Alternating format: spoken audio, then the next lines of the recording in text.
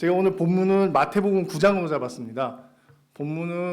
이 본문 내용은 혈루증 앓던 여인인데 이 여인의 내용은 공관복음서 모든 곳에 나와 있습니다. 마태복음, 마가복음, 누가복음. 근데 왜 마태복음을 했냐면은 본문이 제일 짧습니다. 짧아서 읽기가 편합니다. 보면은 혈루증 앓던 여인의 삶에 대해서 얘기가 나옵니다. 근데 거의 본문에는 얘기가 없어요. 근데 12해라는 얘기가 나옵니다.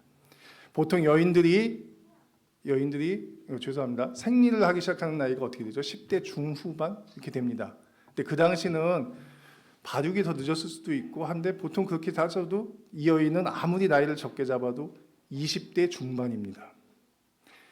성경을 뭐 다들 읽어보셔서 아시겠지만 피를 흘린다는 것은 굉장히 부정한 것입니다. 구약에 있어서. 이 당시는 구약 성경을 봤는데 이 여인이 혈루증을 앓던 것을 어떻게 알았을까요? 피가 멈추지 않는 병입니다.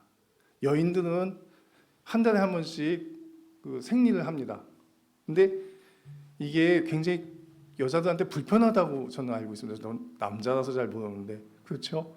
불편합니다. 근데 이 여인은 생리를 시작하면서 피가 멈추지 않는 걸 알게 됐어요. 그 당시 율법으로는 피를 흘리게 되면은 격리를 합니다. 다른 곳에 가서 살아야 돼요.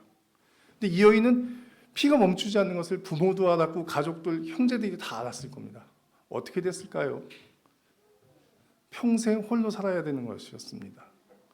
이 여인은 피가 나니까 냄새도 날 것이고 씻지도 못할 터이고 가족과의 관계도 안 좋아졌을 테니 멀어졌을 테니 정말로 외롭고 힘든 삶을 살았을 겁니다.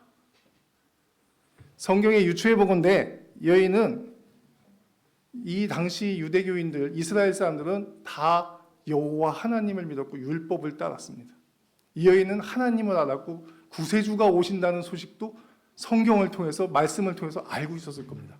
근데 이 여인은 가족에게도 버림받았다는 표현 좀 그렇고 소외되어 있고 교회도 갈 수 없었고, 그러니까 오늘날로 치면 교회죠. 성전에 나갈 수도 없었고 사회에서 어떤 구성원으로서 일도 할 수 없었을 테이고 당연히 결혼을 해서 가정을 이루지도 못했을 겁니다. 이 여인에게 얼마나 안타까웠겠습니까? 이 여인의 삶이. 이 여인이요, 예수님이 오시는 것을 들었습니다.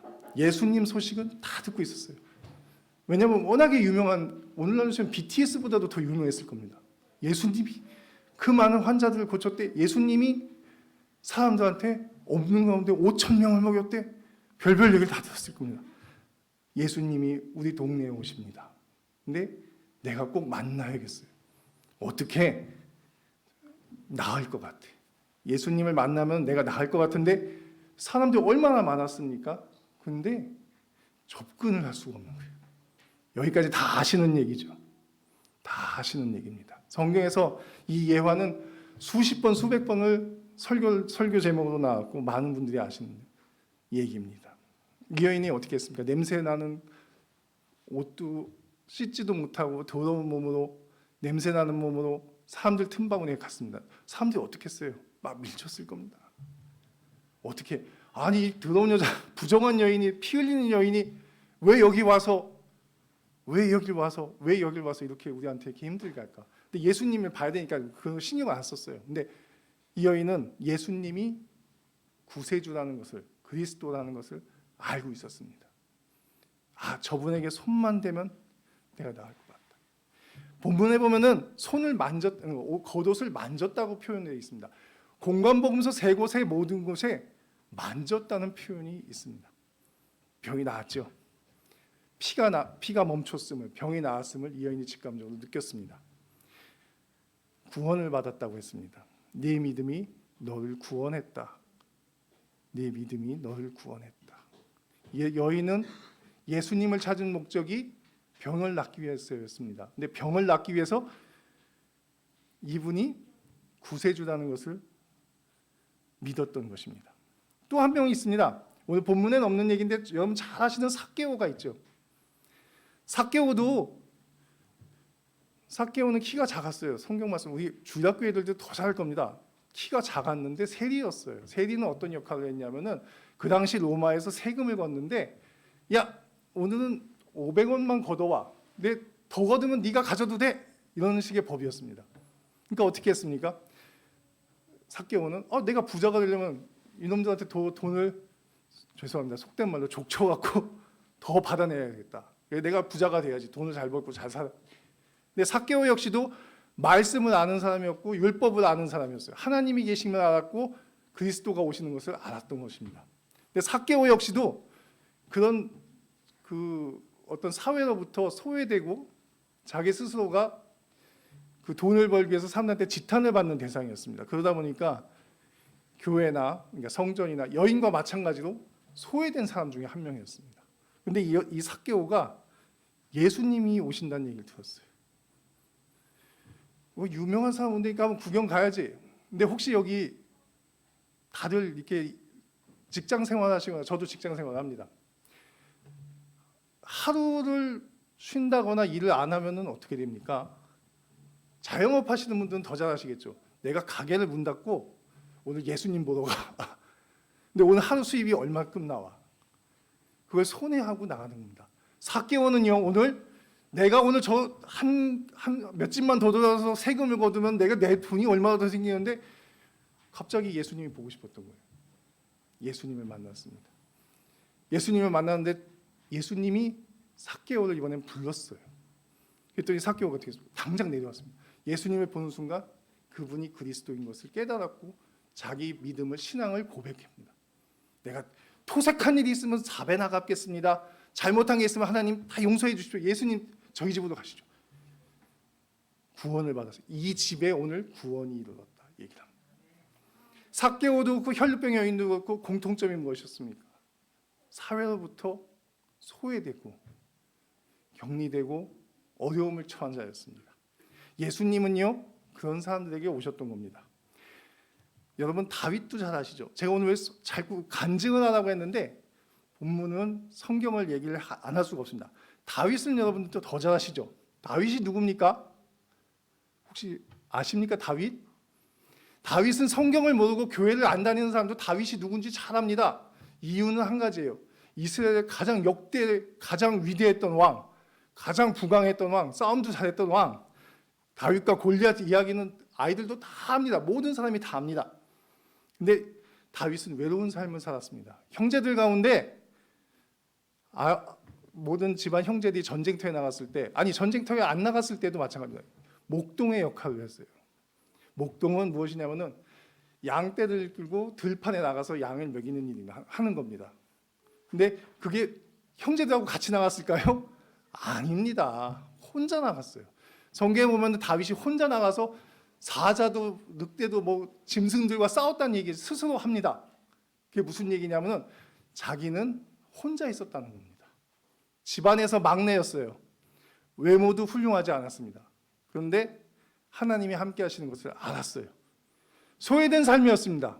양떼들밖에 친구가 없었어요. 하나님밖에 친구가 없었습니다. 그런데 다윗이 유명해지는, 세상 가운데 나오는 계기가 된 것이 어떤 것이었습니까? 골리앗을 죽인 일이었습니다. 골리앗과 싸워서 이겼던 것입니다. 어린 다윗이 하나님만 믿고 진짜 하룻강아지 범 무서운 줄 모르고 나갔다가 이겼습니다. 승리하였습니다. 다윗은 형들이 갖지 못한 부귀와 권세를 누리게 됩니다. 다윗의 생애 가운데 굉장히 중요한 얘기가 있습니다. 다윗은 늘 기도합니다. 하나님 앞에 죄송합니다. 제가 자꾸 목이 말라서. 다윗은 항상 기도하는 가운데 했던 말이 있습니다. 하나님, 제가 원하는 것은 우리 가족들이, 나의 후손들이 늘 하나님 앞에 있기를 원합니다 라고 얘기합니다. 하나님이 어떻게 했을까요? 너에게 모든 걸 줄 수 있다. 그런데도 하나님이 그렇게 얘기하는데도 다윗이 요구한 것은 단 한 가지였어요. 하나님 앞에 있기를 원합니다. 내가 하나님 뜻대로 살기를 원합니다. 우리 자식들도, 내 자손들도 그렇게 되기를 원합니다. 다윗이요, 늘 하나님과 동행하는 삶을 살았습니다. 그는 사울왕에게 쫓길 때 하다못해 자기 아들한테도 쫓겨서 도망갈 다닐 때도 하나님 함께합니다. 하나님 같이 계셔서 감사합니다. 찬송을 했던 사람이에요. 그런데 다윗이요, 그렇게 하나님을 찬송하고 시를 쓰고 했던 사람이 범죄를 합니다. 어떨 때 범죄를 했을 것 같습니까? 여러분 잘 아시죠? 밧세바와 간통했을 때입니다. 사람들이 간통이 무슨 큰 왕인데 아닙니다. 다윗이 잘못한 것은 전쟁터에 항상 선두에 서서 싸우던 다윗의 모습이 아니라 왕이 되어서 한 발짝 뒤에 가서 왕궁에서 편하게 전쟁터에 지시하던 하나님 앞에서 한 발자국 뒤에 있던 사람이었습니다. 그러다 보니까 어떻습니까? 유혹에 빠진 겁니다. 유혹에 빠지다 보니까 아름다운 여인을 보니 범하고 싶었고 갖고 싶었고, 그러다 보니 자기 부하도 죽이게 됩니다. 자, 혈루병 앓던 여인 삭개오 다윗은 하나님 앞에 쓰일 때 어떻게 쓰였냐? 내가 한 걸음 더 나갔을 때 쓰임을 받을 수 있었습니다. 내가 손을 뻗었을 때 쓰임을 받을 수 있었습니다. 그리고 구원받을 수 있었습니다. 근데 제가 마지막 다윗을 얘기했던 이유는 딱 한 가지입니다. 한 발짝 뒤로 갔을 때. 이제 이만 하면 됐지 뭐. 나 이 교회에서 이렇게 매일 예배도 잘 드리고 헌금도 하고 열심히 봉사하는데 이 정도면 됐지. 많은 분들이 이렇게 자족하고 삽니다. 그럼 하나님 나 구원해 주셨으니 뭐 감사하지 뭐. 평안할 때. 저희 집안은 이제부터 제가 좀 제 말씀을 좀 드리고 싶습니다. 저는 침례교회에서만 자랐습니다. 우리 할아버지부터 우리 아들까지 하면 4대째가 다 침례교인인데 침례교회에서만 자랐고 저는 엘리트 코스를 받는 목회자였습니다. 어떻게 보면은 가장 순탄하게 신앙생활하면서 신학도 하고 했습니다. 근데 저희는 집안이 어려웠어요. 저희 아버지가 제가 대학 입학하기 3일 전 돌아가셨습니다. 학교를 어떻게 다닐까부터 걱정이었는데 잘 다녔어요. 집안이 어려워지니까 실제적인 생활들이 다 어려웠습니다. 학교는 대전에 있어요. 아시다시피. 저희 집은 서울이었어요. 여기 아시죠? 독산동에 제가 살았습니다. 거기서 19년 살았어요. 근데 그렇게 신앙생활하면서 이렇게 신학도 했는데 저는 이제 목회자가 되어야겠다는 어떤 나름 소명을 갖고 신학을 했고 졸업을 했습니다. 제가 전도사 사역을 하고 사람들 앞에서 설교도 하고 사역을 준비하는데 개척을 해야겠다, 목회를 해야겠다 생각을 했습니다. 그런데 현실적인 문제에 직면하게 됩니다. 저는 집안이 너무 어렵다 보니까 결혼하는 것도 굉장히 힘들었어요. 제 집사람이 그래도 저를 잘 집사람이 그래도 목사님 딸입니다. 근데 다행히 이해해줘서 없는 가운데 결혼을 했어요. 왜냐하면 목회자는 결혼하지 않으면 힘듭니다.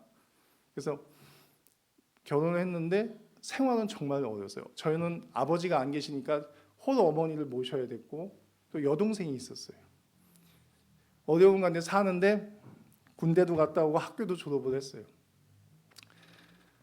많은 분들이 그럽니다. 나는 막 집사로 이렇게 막 평신도로 열심히 사역하다가 목사가 되는 경우가 많죠. 그런 간증 들어보죠. 나 이래서 은혜 받아서 선교사 됐어, 목사 됐어 하는 분들 되게 많습니다. 저는요 반대입니다. 목회자가 되려고 신학교까지 나왔다가 집사가 됐어요. 이유는 한 가지였습니다. 제가 그 얘기를 해드리겠습니다.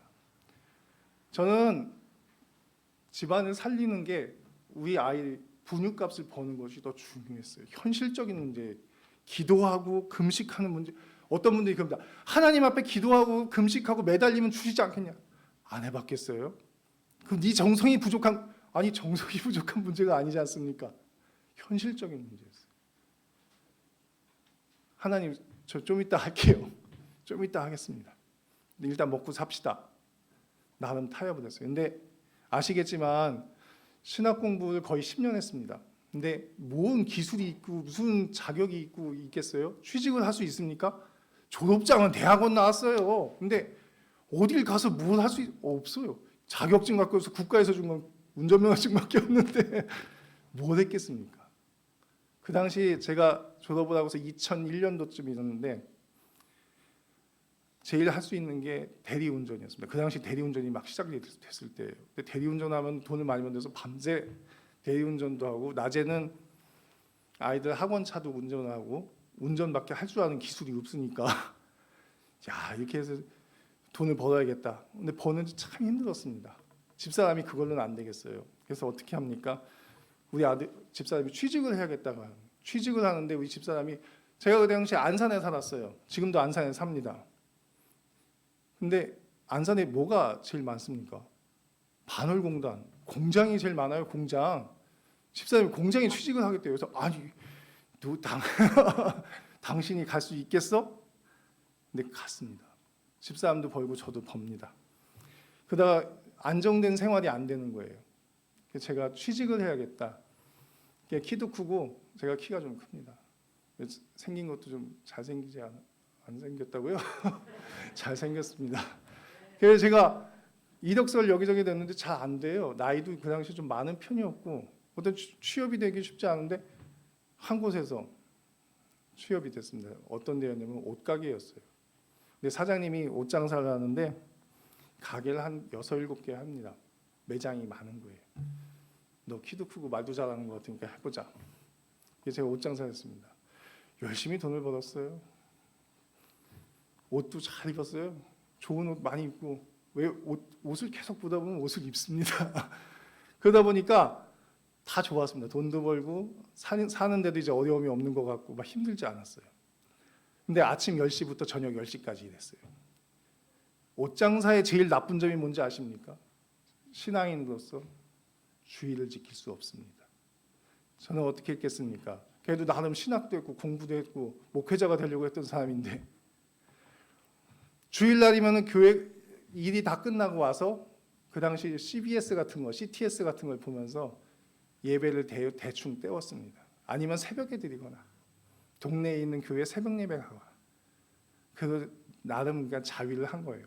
아, 이 정도면 예배 드렸지. 하나님 이해하실 거야. 나 먹고 살기 바쁜데 힘들어.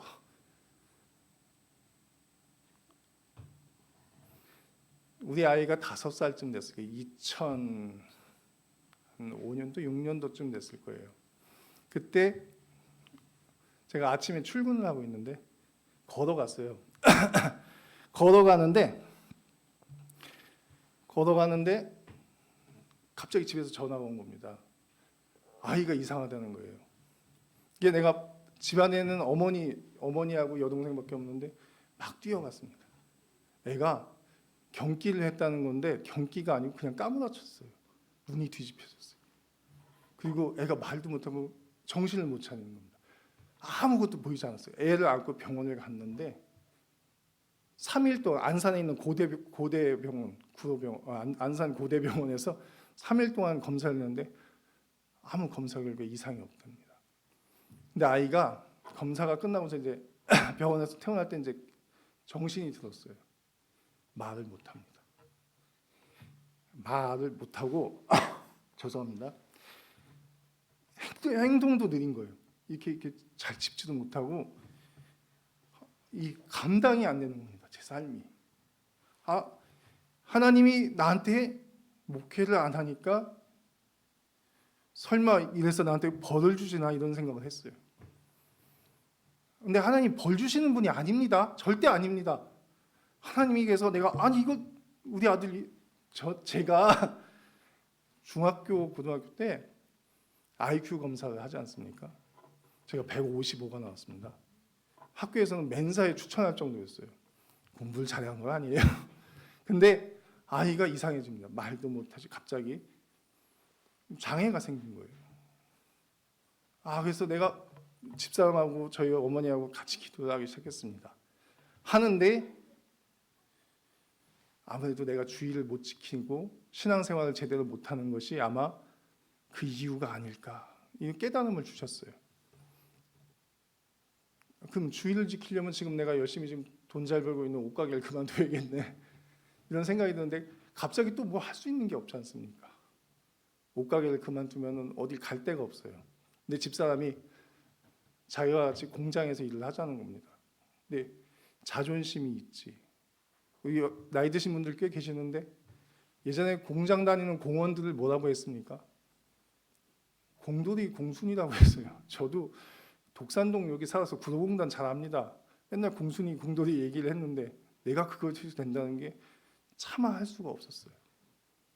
근데 주의를 지키자 하는 마음에 시작을 했습니다. 교회도 다녔어요. 안산 꿈의 교회. 김학중 목사님 아시죠? 꿈의 교회를 다니기 시작했습니다. 교회도 컸고 말씀도 좋았고 은혜도 왔습니다. 열심히 봉사했습니다. 열심히 교회 다녔어요. 말을 못하고 우리 아이 교회도 걸어다니면서 같이 교회를 다녔습니다. 그렇게 하나하나 점점 오늘 장로님 안수 집사님 기도하신 거에 내년에 더 감사하자고 했죠. 아이가 한 해 한 해 달라지기 시작했습니다. 말도 잘하고 점점 신앙도 생기는 것 같고 아이가 커갈수록 다 은혜로 감사했어요. 아, 내가 보이지 않지만 내가 느낄 수는 없지만 하나님이 한 해 한 해 하루하루 바꿔주시는구나. 추수감사주일이죠. 여러분 사람의 힘으로 키를 한 자나 더 할 수 없습니다. 어떤 식물이든지 하나님이 하시는 거죠. 자녀를 가르치는데도 하나님이 하시는 거였습니다. 자녀를 키우는 것도 하나님이 하시는 거였어요. 너무 감사했어요. 내가 더 열심히 봉사해야겠다. 봉사. 꿈의 교회는 여러분 잘 아시겠지만 그래도 좀 제법 큰 교회입니다. 성도 2만입니다. 그 꿈의 교회 열심히 봉사를 했어요. 교사로 봉사하고 아는 게 있으니까 얼마나 잘했겠습니까? 교사한테 학생들한테 야 모르는 거 다 물어봐. 내가 다 얘기해 줄게. 성경 찾아. 내가 다 찾아줘. 다 얘기해 줘. 야 선생님 능력 최고. 막 이런 얘기 해줘. 별별 재밌는 얘기 다 해줬어요. 그 아이들이 좋아합니다. 근데 그게 끝이에요. 그러다 보니까 교회 신앙생활을 하는데 아이도 커갑니다. 준혁이가 제 아이 이름이 곧 준혁이에요. 준혁이가 커가면서 중학생이 되고 고등학생이 됐습니다. 궁금하잖아요. 감리교회에서는 보통 12살, 13살이 되면은 유아 세례를 받지 침례교회는 유아 세례가 없습니다. 유아 세례를 받지 않은 아이들이 세례를 받습니다. 근데 그 세례 받으라는 얘기가 없어요. 이게 왜 이러지? 얘 수련회 같은 데 가는데 중고등부 수련회 가는데 왜 가자는 얘기가 없네? 우리 아들이 왕따였던 겁니다. 아무리 좋아졌어도 아이들 볼 때는 바보였어요. 바보. 내가 그 아이가 제 아들인 걸 모르는 다른 친구가 같은 교사, 이제 제가 교사다 보니까 얘기를 듣는데 제 바보예요. 이런 얘기를 아빠가 들은 겁니다. 근데 그러면은 교회 안에서 그런 애들도 같이 예배를 드릴 수 있어야 되는데 얘는 친구가 없는 거예요. 그걸 제가 5학년 때부터 알았습니다. 중학교에 갔어요. 좀 나아지고 고등부에 갔는데 좀 나아질 줄 알았어요. 왜냐면은 학교는 계속 진학을 하거든요. 친구가 있대요. 자기네 반 친구도 교회에 있대요. 근데 제가 몰래 중고등부, 꿈의 교회는 중고등부와 같이 예배를 드렸어요. 그래서 큰 체육관에서 드리는데 한 500명 모였습니다. 근데 준혁이는 자기네 반에 앉아 있는데 아무도 말을 시키지 않고 하물며 선생님도 얘한테 말을 안 걸어요. 우리 아들이 소외된 삶. 근데 얘는 또 그걸 적응을 합니다. 이 미친놈. 이거 아닌데. 얘 그럼 이 신앙은 어떻게 할까? 도대체 하나님 내가 뭘 잘못했습니까? 난 잘했는데 열심히 봉사했는데 아니었어요. 하나님께서 원하시는 삶은 그게 아니었습니다. 저는 열심히 봉사를 한다고 했고 주일날 교회 와서 교사로서 막 성도들 앞에서 막 했는데 스스로도 제가 그런 고백을 했었습니다. 이게 바리새인이 되어가는구나. 교회에다 헌금 바쳐가면서 잘난 척하고 양복 입고 다니면은 사람들이 나 믿음 좋은 줄 알겠지. 그리고 아들 이렇게 뭐 하면은 다 잘 되는 줄 알겠지. 사람들 앞에 믿음 좋은 줄 알겠지. 그런 모습으로 살아가는 내 모습이 내가 그 부끄러운 모습이 느껴지기 시작했습니다. 느껴지니까 어땠을 것 같아요? 되게 부끄러웠습니다. 나 나름 그래도 신학을 10년씩 공부했는데 내가 이렇게 부끄럽고 내가 그때 그게 손가락질하고 욕하던 사람이 내가 되어가고 있는 거. 그래서 그런 성도의 모습을 살아가고 있었던 거예요. 그러면서 정죄하고 있어. 교회 오는데 목사가 저 설교가 더 잘 알잖아요. 내가 그러니까 그런 사악한 모습이 되어가고 있었습니다. 왜 이렇게 됐을까? 사람에게 보이려고 신앙생활을 했던 겁니다. 사람에게 보여지는 모습보다 하나님 앞에 보여지는 모습이 더 중요했는데 난 왜 이렇게 살았을까? 그러다 보니 우리 아들이 이렇게 되는 게 아닌가? 또 이런 생각도 합니다. 그러면서 하나님 어떻게 하면 되겠습니까? 2016년이었어요. 그 처음 고민한 게. 그러더니 18년까지 3년 동안 고민을 했습니다. 왜 고민을 했을까요? 변화되는 게 싫었습니다. 교회를 옮기는 것도 싫었습니다. 힘들었어요. 그건 말이 안 되는 거였어요. 근데 살아야 되겠기에 제가 교회를 옮겼습니다. 제가 오늘 소개했죠. 저에 대해서 소개했는데 저 안산 빛나교회에 있습니다. 안산 빛나교회는 예장 합동 측 백석 측입니다. 복잡하죠. 백석대학교 아시죠? 그 교파에 있습니다. 아주 보수적인 교단입니다. 어머니하고 우리 아들 특히 이 바보 같은 놈이 진짜 죄송합니다. 이 바보 같은 놈이 엄마 아빠는 이렇게 해서는 신앙생활을 못하겠으니까 교회를 옮겨야겠다 얘기하는데 자기는 못 가겠대요. 아니 너 여기 친구도 없고 아무것도 없는데 변화되는 게 싫었던 겁니다. 이 아이는 그냥 익숙해진 거예요. 신앙생활이 아니라 교회 생활에 익숙해져 있는 거예요. 그리고 친구가들이 뭐라고 하든 자기는 이 교회를 다녔던 거니까 계속 다니는 겁니다. 근데 나중에 옮기긴 했습니다. 교회를 옮겼어요. 교회를 옮겼는데 가던 날 첫날부터 펑펑 울었습니다. 집사람하고 저하고 정말 많은 회개를 했어요. 왜? 내가 살아왔던 삶이 신앙생활이라고 하고 신학도 공부했고 많이 안다고 했는데도 내 생활이 하나님 앞에 드려지는 삶이 아니었어요. 진정성이 없었던 겁니다. 내가 예수라고 믿고 그 예수님 옷을 잡았어야 되는데 그것이 아니라 그냥 남들이 잡으니까 나도 잡았던 거예요.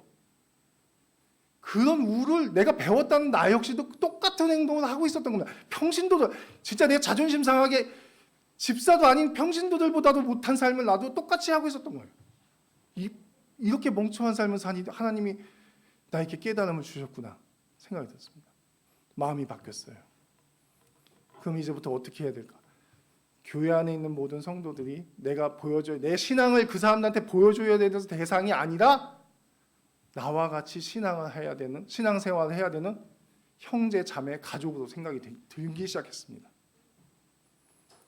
어떻게 형제, 자매가 되면 어떻게 잘못을 해도 용서가 돼요. 사랑하게 돼요. 그러니까 어떻게 삶이 바뀝니다. 삶이 바뀌는데 그들 앞에 보여지던 어떤 가식적인 것이 아니라 진정성이 우러나오니까 저를 대하는 사람들도 느끼게 되는 겁니다. 제가 지금 빛나교회 4년 됐습니다. 4년 됐는데 아까 목사님 말씀해 주셨지만 팀장도 하고 봉사를 해요. 근데 사람들이 원하는 삶, 하나님이 원하는 삶이 똑같은 게 있습니다. 다 섬겨주면 고마워합니다. 좋아합니다. 아유, 우리 장로님이 이렇게 죄송합니다. 여기 장로님이 안 계시지만 장로님, 권사님이 나를 이렇게 좋아해. 이렇게 오면은 막 교회에서 반가워해줘. 막 섬겨주고 뭐 과자도 갖다 주고 뭐 커피도 주고 좋아합니다. 어떤 사람이든 자기를 섬겨주는 것을 싫어하는 사람 없어요. 제가 그걸 깨달았어요. 교회 안에는요 그런 겸손하고 섬겨주는 삶을 원하는 겁니다. 하나님께서 원하시는 삶이 그거였어요. 오늘 제가 본문을 말씀드렸죠. 모두에게 소외받고 비천한 삶을 살고 평생을 진짜 가족과 떨어져서 살 수밖에 없던 혈루증 앓던 여인, 사람들한테 손가락질 받고 저 매국노 같은 놈 하던 삭개오, 소외받았던 사람들이 예수님을 만났어요. 예수님은 어떤 사람을 찾으시는지 아십니까? 바로 그런 사람들 찾고 있는 겁니다. 여러분 교회 안에 옆에 있는 형제 자매가 소외될 수 있습니다. 교회 안에 같이 있는 성도들 만나서 웃으면서 좋을 수 있지만 서로 소외할 수도 있습니다. 소외를 당할 수도 있습니다. 삶이 바뀌면은 직장에서도 사회에서도 삶이 바뀝니다. 끝으로 한 가지만 좀 말씀드리고 마치겠습니다. 제가 예전에 경찰서에 갔던 적이 있습니다. 경찰서에 가서 설교를 한 적이 한 번 있어요. 어렸을 때 21 8살 땐가 9살 땐가 설교한 적이 있어요. 전도사 생활을 할 때인데 제복을 입은 얘기를 했습니다. 제복. 경찰은 제복을 입습니다. 딱 나오면 경찰이 알죠? 옷을 입고 있으니까. 근데 옷을 벗어도 경찰인 걸 알까요? 아니요, 알 수 있습니다. 동네 사람들 다 알죠. 저 사람 경찰이야. 그러면 무슨 일이 생기면 경찰 아저씨 찾게 되는 거죠. 경찰이니까. 마찬가지입니다. 예수를 믿는 사람은 삶이 바뀌면은 내 이름에 성경책을 들고 다니지 않아도 여기에 예수 믿는다고 써붙이지 않아도 사람들이 합니다. 저 사람 교회 다니는 사람. 변화된 삶을 그 사람한테 기대합니다. 겸손하고 섬기는 삶을 교회에서도 하셔야죠. 그러면 그 다음엔 교회 밖에서도 하셔야죠. 고아원에 오늘 헌금을 보낸다고 했습니다. 굉장히 좋은 겁니다. 이 교회 그 좋은 일 해. 예수님이 원하시는 삶은 바로 그렇게 겸손함을, 예수를 믿어서 변화된 삶을 원하시는 것입니다. 저를 이렇게 오늘 세워주셔서 감사한데, 항상 강사가 오면 외식한다고 하지 않습니까? 교회에서. 외식이 아니라 저는 그냥 붕어빵 수준이었으면 좋겠습니다. 항상 여러분들 섬기며 사랑하는 여러분들 되시기를 바랍니다. 기도하겠습니다. 하나님 아버지, 은혜를 감사합니다. 저희들 아버지께서 원하시는 삶을 살기를 원합니다. 하루하루 아버지 하나님 감사하는 삶을 살기를 원합니다. 아버지 하나님, 올해보다 내년에 더 감사할 수 있는 그런 하늘드림교회가 되게 도와주옵소서. 아버지 하나님, 정말로 한 걸음 더 나갈 수 있고 손을 뻗어서 예수님 옷자락 잡게 하옵소서. 하나님 감사합니다. 예수님 이름으로 기도드렸습니다. 아멘.